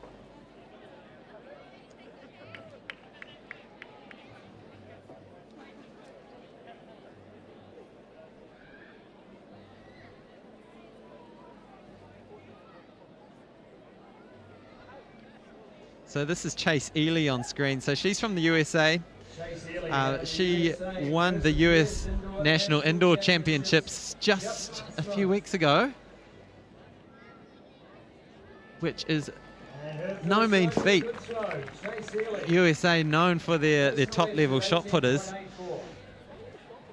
Yeah, shot put's one of the events where indoor season, outdoor season, it doesn't really make a lot of difference. Yeah. You know, shot put circle's a shot put circle and just need something for it to land on. So yeah, she'll be at a high level of performance, having come out of her indoor season. So Jacko Gill, he's had all sorts of injury woes lately, and I think he tore a bicep or a pectoral last year, and he's back and he's throwing very, very well. So yeah, Jacko's had a lot of challenges, physical challenges with illness and injury. It's great to see him back throwing. Wow, and straight out near the 20-metre mark, maybe just short, high 19s. That thumped into the advertising awnings just in front of us, and I could feel the thump. Yeah, I'm glad we've got that in front of us, or else we might be doing a bit of moving. Yeah. 7th place at the World Junior Championships, 19.36 is PB. So Aidan Harvey of Australia. So his best is 1936. He was 7th in the World Junior Champs. Another rotational thrower. Great throw from Aidan Harvey. Just a correction on the height. It's 5.41, not 5.47. Sorry, Nick.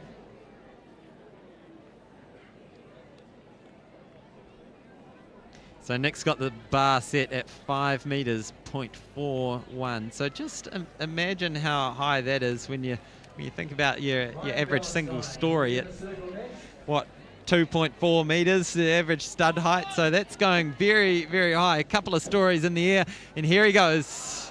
That was a decent attempt for his second one there. A little bit closer than his first attempt. Yeah, and he'll be encouraged by that, I'm sure. Southgate still searching for that next belt.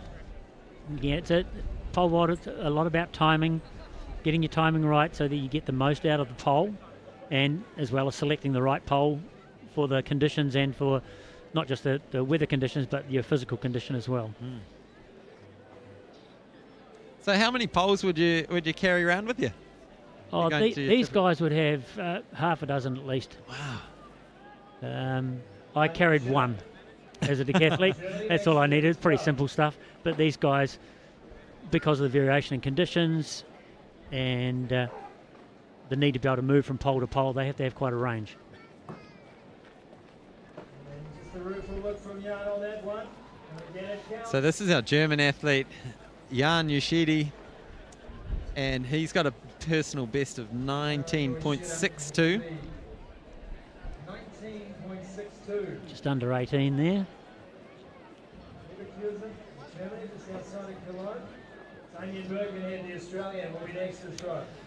So Damien Birkenhead, who's a familiar face competing in New Zealand. He's had quite a few battles with Tom and Jacko over the years, and 140 kg. He's not a small man. Far from. Here we go. So rotating in the circle, you can see the speed and the power that he puts into that shot. So coming through at about 19 metres for Damien, which is, he's got a personal best of 21.35. So a bit of a loosener there, I imagine. Yeah, he's an example of the Tom Walsh effect, because Damien's come through the grades at the same time as Tom, and I think seeing what Tom was capable of doing, his view was, well, if Tom can do it, then I can do it, and he has made noticeable progress from when he was younger. Absolutely. So he was third at the World Junior Champs in 2012. That's with the 6 kg implement, and then fifth at the Com Games last year, where he threw 20.77.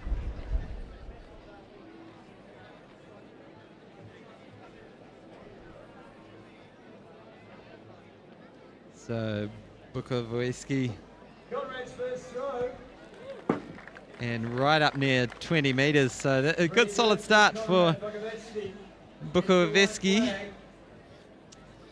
out of Poland. So he's got a best of 21.66 metres.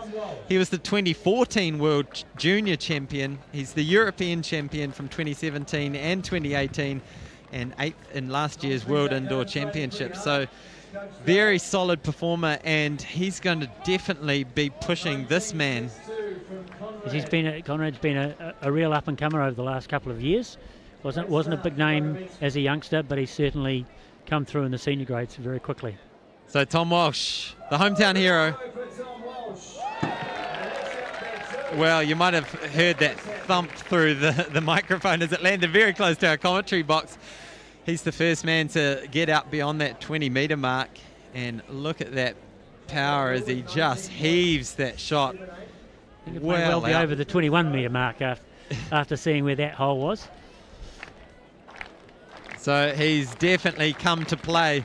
And now, Nick Southgate, we're going to jump over to that, and just missing his last attempt at 5:41. So he claps the crowd.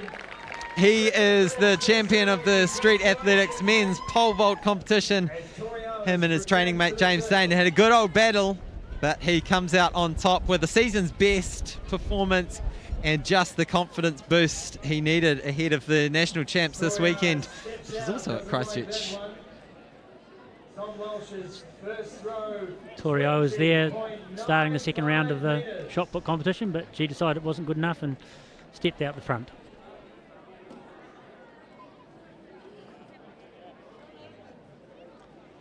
And then we have Madison Lee Weishi. So she's from Auckland, and she's the current World Junior Champion. So she received the Emerging Talent Award at the Halberg Awards. She's not happy with that one. No, again, fell out of that one a wee bit, not quite in control. Yeah, she's a prodigious talent, Madison, and to win World Juniors is no mean feat. Absolutely. And it's a very good sign for the future, because Valerie Adams, of course, won the World Junior Championship, and look where she's got to. Yeah. Yeah, and usually you look back through those results sort of 6 or 7 years ahead of a certain Olympics, and you'll see the likes of Usain Bolt or those top names, and the cream does rise to the top, and you do see it at those junior ranks. You can see the talent pretty well.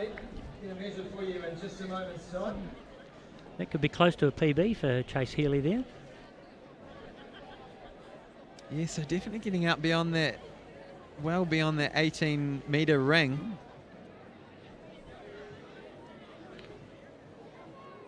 I think we've got Jacko next in the circle, yes. So Jacko with a best of 21.01. Jacko Gill back up.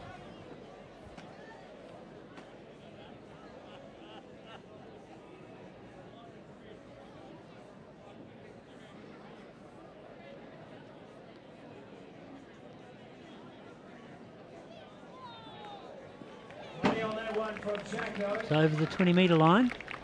So he'll be encouraged by that, I feel. And that should move him into second place.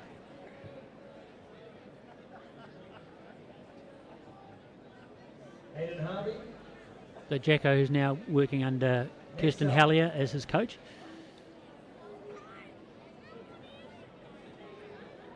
I'm pretty sure Kirsten's pleased with the progress that Jacko's been able to make since he got back from his recent illness.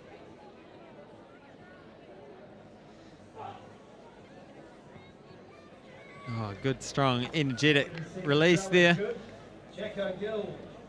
Just getting out beyond that 18-metre mark again. 2017 for Jacko in that second round throw.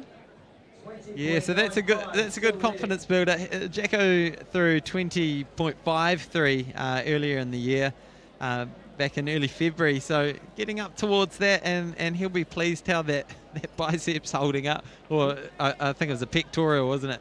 Yep. So Ryan Ballantyne next up. That's Tom's training partner down from the Waikato, moves to Christchurch. Stepping out to the right, that one from Ryan. He'll take it for a measure. Aiden's second throw was 17.35. Aiden Harvey, 17.35. So Ryan's got a best of 18.01, so getting close to that, but I'm sure you want to give that a nudge. Yeah, he did that throw a couple of weeks ago. He's only done, I think, 3 competitions so far this season, so he was quite pleased at hitting that 18-metre mark, but obviously he's going to want to go a lot further than that before he hangs up his shot put shoes. So out of Germany, Jan Uscheder.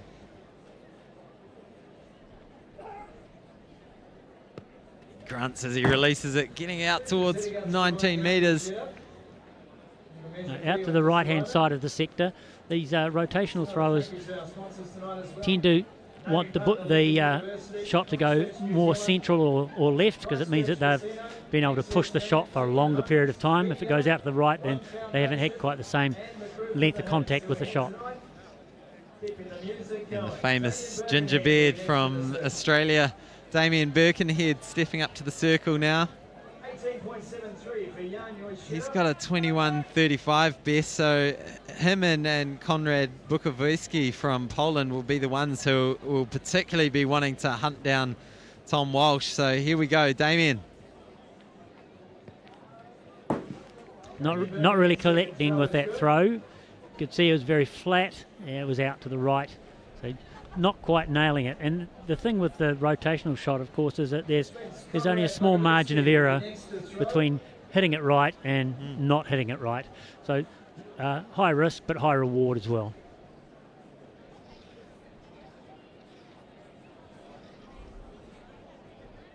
So 18.40 is confirmed for Damien. And here we have the Polish athlete Bukowiecki. Another big man, 140 kg. They don't build them small, these shot putters. And that's a lot closer to the 20-metre mark. Still won't threaten the locals, Jacko and Tom, who are well clear of 20 metres. Yeah, and the thing is, at this time of the season, you don't know what stage of his training phase he's at. Obviously, our guys are peaking to a degree for the national championships, but the big competition obviously is the World Championships in September. Yep. So they'll all be at different stages of their build-ups.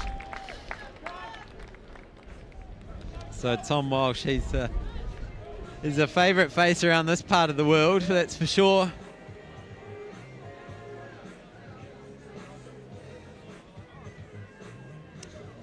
Here he comes, getting that shot nice and high, and look at that distance.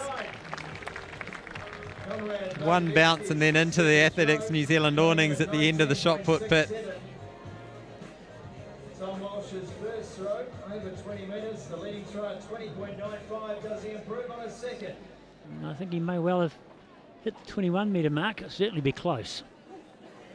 And he won't be pleased with that. It'll be okay, but he won't be pleased. He'll be looking for much more. So in this competition, we've got 4 rounds. So there's 3 rounds where we follow the allocated order. So Tori Owa's here getting ready. 21.01 for Tom in that throw. 21.01.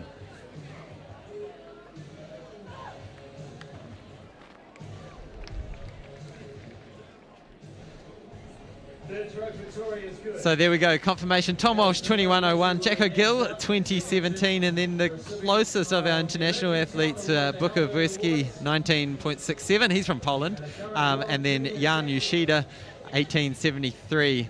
And he is from Germany. And then we see Chase Ely, 1853. Damien Birkenhead, 1840. Ryan Ballantyne, 1739. Aidan Harvey, 1735 of those who have secured a mark now. So 15.23 Torioa's finally got on the board with that last throw, and Madison, the same, has had 2 fouls and is looking to register a performance with this throw. So our world junior champion, and that one's gone outside of the circle, outside of the range, I should say, and that's one where our photographer, Rod Alicia, said rolling for cover on that one. Yeah, there's more risk for the spectators in the shot put than the athletes opposite of the pole vault. So if you've just tuned in, ladies and gentlemen, you are watching the Lincoln University Street Athletics competition here in Christchurch, and we've had a great night so far. The pole vault is all wrapped up, where we saw Nick Southgate take the men's competition out.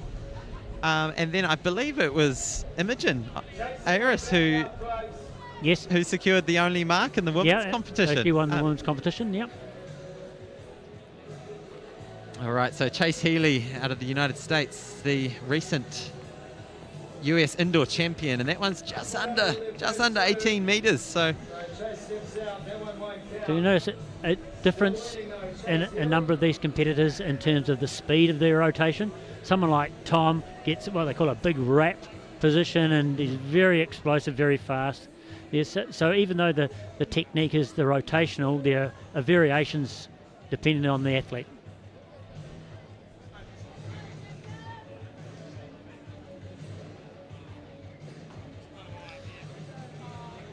So let's see if Jacko's got anything. We can see Tom Walsh looking on.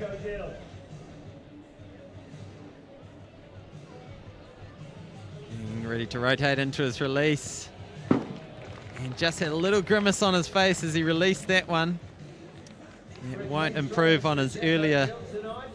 He's not quite getting the lift, I think, that he wants out of the throw. So a wee bit around the shot. So lots of speed of release by Jacko, being such a powerful individual, but he's just got to get that trajectory right. So Aidan Harvey, he's one of our 2 Australians we've got in the field. Well, in the men's field, I should say. Proudly wearing the Van Halen t-shirt, love it.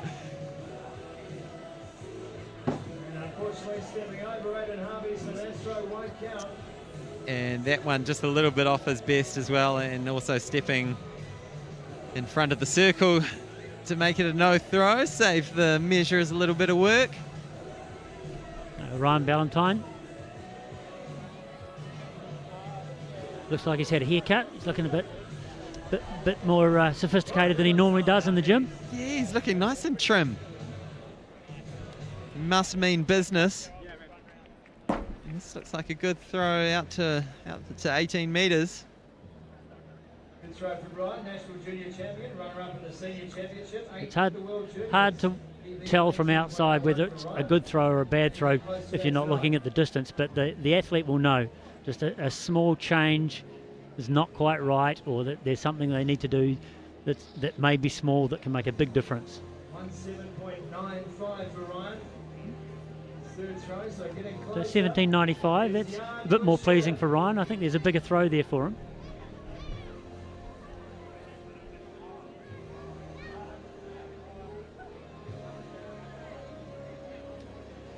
So on screen we have Jan Yoshida out of Germany. So he's got a personal best of 19.62. Let's see if he can get up towards that 20-metre mark.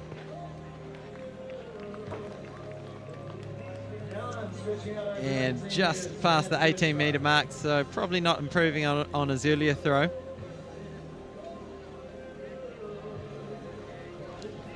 So once again, if you are tuned into Facebook, do feel free to tag in any friends or family members who would be wanting to check out this, or club members. Share it on your club Facebook page, and we're also streaming live on YouTube if you want to catch a slightly higher resolution version of the footage. So you can just search for Athletics New Zealand page and you'll find it streaming away there.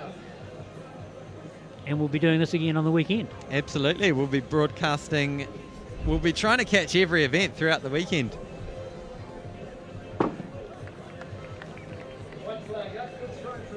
Yeah, a wee bit flat there from Damien, not quite in the sort of control that he wants.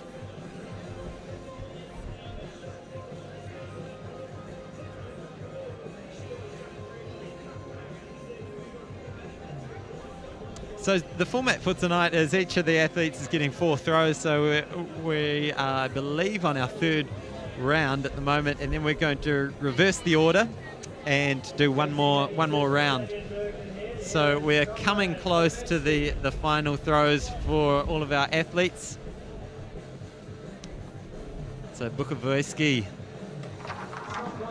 just getting around that 18-metre mark, and you can see a little bit of frustration. He's thrown a lot further than that. He's a 21.66-metre thrower, so he's at least 3 metres off that personal best. It's probably an indication that he's gone back into some heavy training after his indoor season, and an opportunity for him to come down here and train with the guys and get some good hard work in before he goes back for the Northern Hemisphere season. It's probably good for these guys to get a bit of outdoor training in as well. Often the European or North American athletes this time of year are trapped indoors with snow on the ground, and so probably a good training opportunity to come and enjoy some of this late New Zealand sunshine. And here's Tom Walsh. He's got the crowd behind him.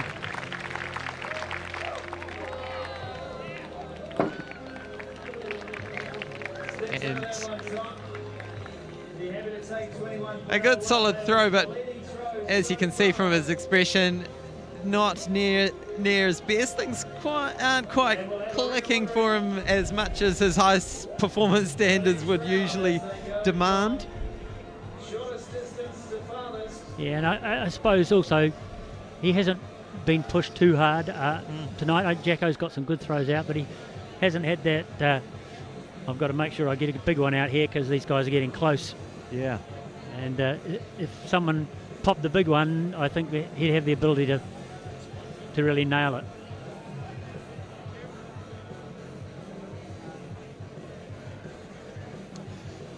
So we believe we've got one more round to go. We're just getting confirmation of that. We'll make sure we haven't miscounted ourselves.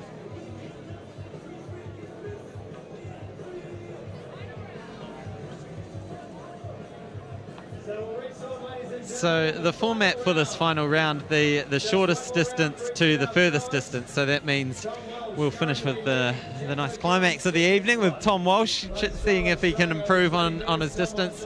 And we'll have those, I think we've got 2 athletes who haven't yet recorded a mark who'll be wanting to get something out of it. Yeah, something on board. So this is a relatively recent innovation in athletics and reversing the order. And the advantage of it is that you've been leading the competition all the way through. You should have the final chance to secure the competition rather than you being early on in the round and someone being able to get the jump on you with you unable to respond. Absolutely. Bringing these athletes to you here in the middle of Christchurch City. Addison Witcher will be first to throw. So first up will be Madeline Wesher. She hasn't really been able to get on top of things tonight, so she'll be wanting to get a reasonable distance out. This is her dress rehearsal for nationals, so you want to have something reasonable. Absolutely, and as our current world junior champion, and you can see they're just popping over outside the circle. So the athletes spin round, and then they do what's called a reverse to allow them to stay within the circle, and she couldn't quite hold that position and just fell out the front. All right, so Tori Owers, she's from Canterbury. I believe she spent a bit of time over at UCLA. Yep, so originally from the States, parents are New Zealanders, and she's moved down to the shop foot factory, which is what Dale runs down in Christchurch. So that one, mid 15s, would say. Her personal best is 17.5, so a little bit off that, but she was definitely happy with that performance. 15.43, that one. But she's been working on changing her technique, so it's not surprising that she hasn't quite hit the highest levels yet. But I think yet is the key word. So this is Aidan Harvey, one of our Australian athletes, so hitting just over that 17-metre mark. And he was 7th at the World Junior Championship, so another one. I mean, if we just look at World Junior performances, there's a lot in this field who have featured very highly, and a lot of them are still young, so still got many years ahead of them to improve and compete in the senior ranks. Yeah, and here's an example of it right now with Ryan Ballantyne, former World Junior representative. And nice. That looks like it might be over 18 metres. Personal best of 18.01. Will we see him just inching that up? Well, it'll be touch and go. Pretty much split the 18-metre line there. Leading this women's competition tonight. So here's the leader of our women's competition.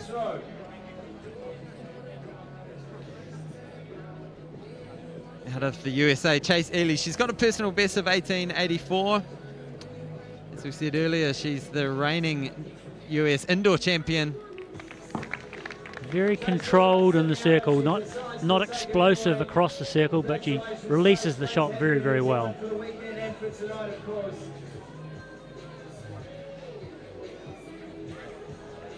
So it looks like she will be the winner of the competition, so she won't head back to the States empty-handed. Probably another one of those who are enjoying a bit of training in the nice New Zealand summer that we've been having. And now we move into the leading men. So we've got Jan Uscheder from Germany. She'll take out the women's section tonight.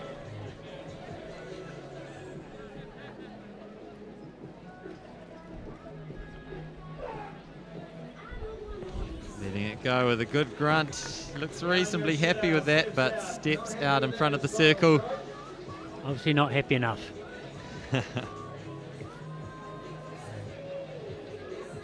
All these throwers will be obviously striving for distance, but at this stage of the year they're looking to hone their technique, and so they're trying to get some consistency in the way that they throw as much as how far they can get.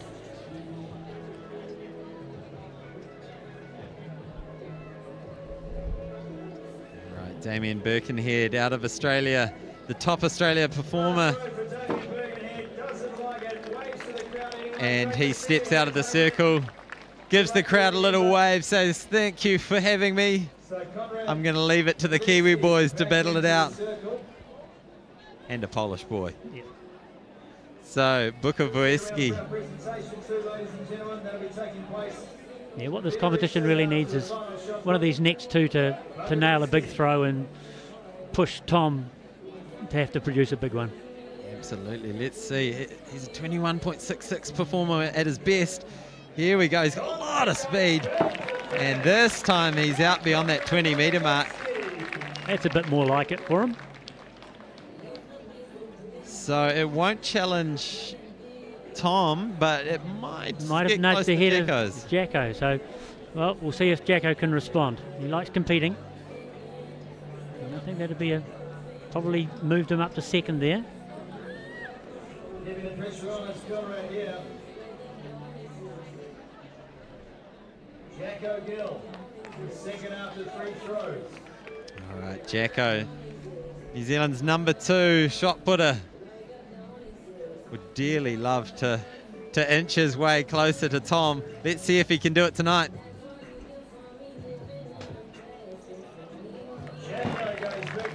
And as I said earlier, they want to throw more to the left side of the sector, and you can see that throw is far more to the left side. That meant he was against the shot or pushing the shot for a lot longer, and the result, of course, is a greater distance. And so that's a result of just maximising that rotation and that rotational speed? Yeah, getting in the right position to impart force on the shot, and that's really what they want to do. You want to push it for as long as possible.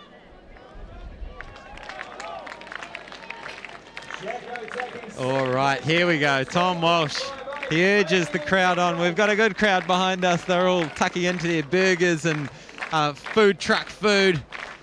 And here we go, Tom Walsh, what has he got? Wants to finish the night on a high, and that was very, very far. You can just about tell it's further because it made a bigger noise against the fence.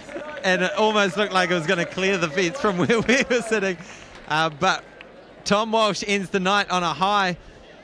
That'll give him a world of confidence going into the National Championships this weekend. And Jacko, incidentally, did 20.58 in his last throw, so nice. That's the season's best for him. I believe it is. Let's just check that one.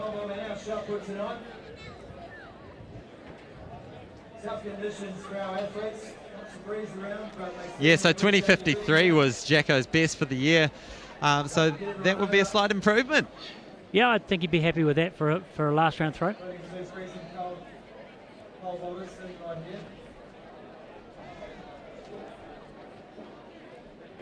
So that brings us to the end of the competition. It's been a fantastic night. We've had a brilliant crowd turn up in this. So we've had beautiful sunshine, slightly cool, stiff wind affecting the pole vault in particular, but the competition has been great, and it's been incredible having such a close front row view of it all. And that's the beauty of these street events, is, as I said earlier, the crowd can be closer than they would in a stadium, and they get a true impression of how good these athletes are. Because when you're 50 metres away, 20 metres doesn't seem very long, but when you're 20 metres away, you realise how far that really is for, what is it, 15 slabs of butter worth of weight that's being hurled that far. Absolutely. Yeah, and when you see the size of that 7 kg shot put hurtling towards you. A bit cold back here when the sun went down, but thanks everyone for turning out, and hopefully you enjoyed yourselves with the pole vault.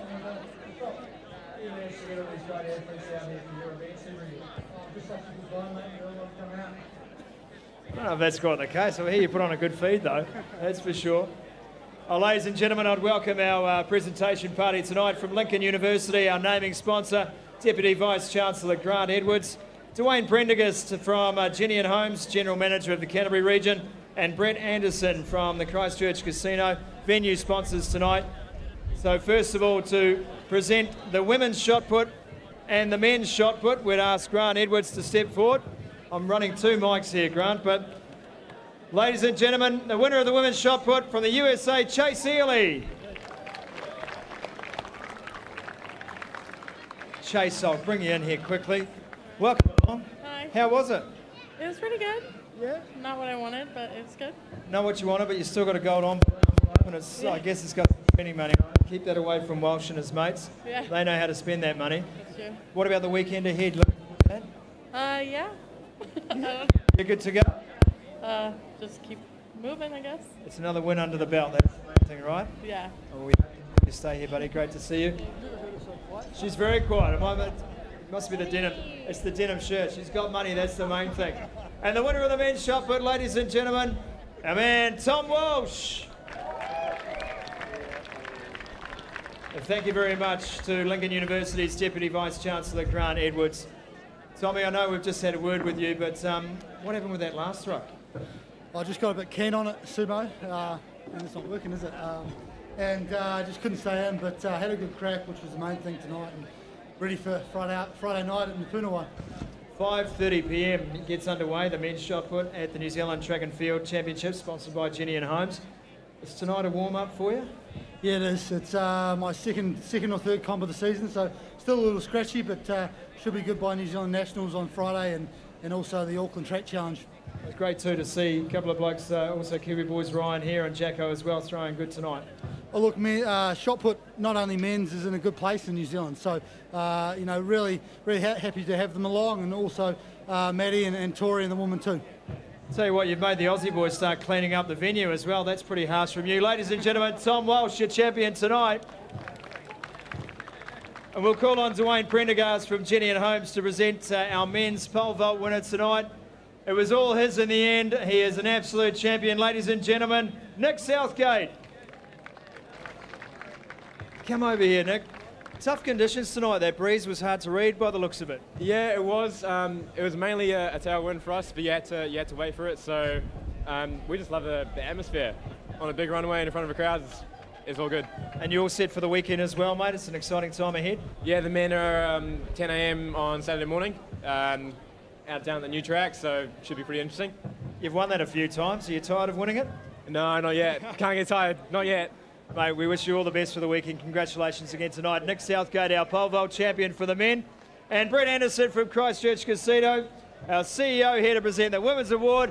Tonight, our winner, Imogen Eris, ladies and gentlemen.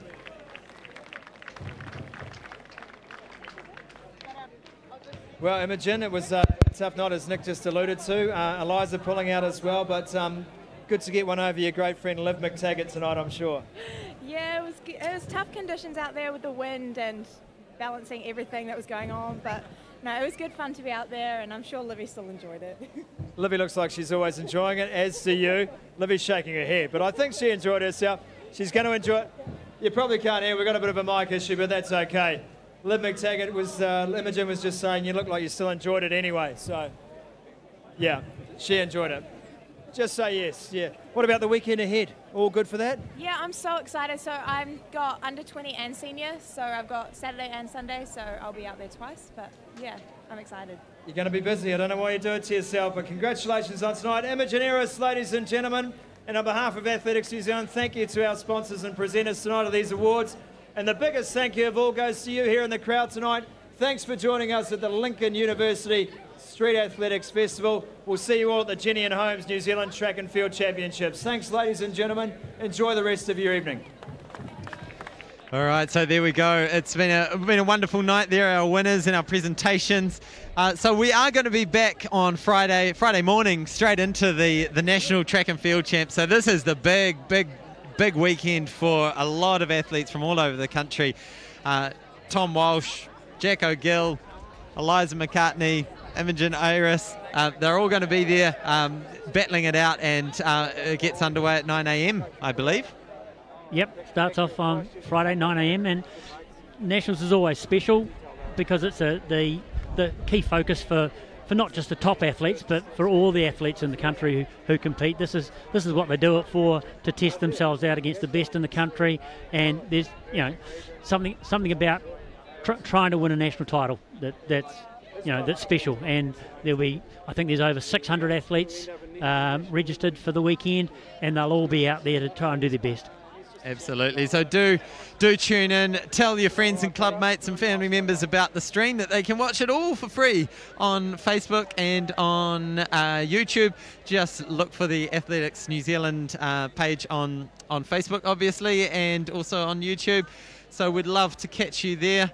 And thanks for tuning in.